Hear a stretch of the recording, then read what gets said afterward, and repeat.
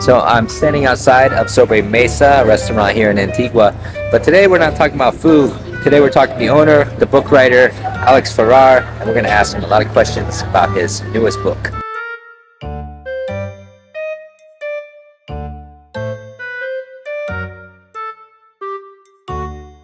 So we're talking about the book. Let's just let Alex tell you all about it. Yes, Fist of God. It just came out. I'm very proud of it. I really didn't expect to write it. I know that sounds strange, but it's so different from what I used to write. My first 9 books were smut. I'll be honest. There was violence, a lot of bad language. I wrote them when I was a younger man. Different strokes for different folks, right? Until my brother's children asked their father, "Hey, Dad, when can we read Uncle Alex's books?" And he said, "When you're 30. And that made me realize, oh wow, my books are not suitable, not just for children, but for a lot of people. I've got to change what I write.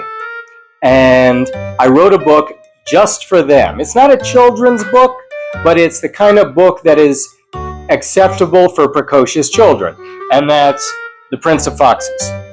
And I wrote it as a one-off. I never intended for there to be sequels. And then, I forget how many years later it was, we were in the middle of COVID, and so many things were going wrong in the world, and there was so much about it that didn't add up. It made me think, I really need to write a book about this. And then, a couple years later, boom, the idea jumped into my head, fully grown.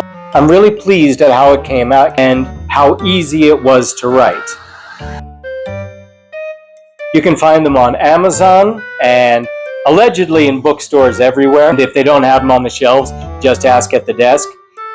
You can get them in my restaurant, Sobre Mesa, which is an art gallery restaurant, exotic ice cream shop bar. This is where you get signed copies. I'm a writer myself, so I know the process.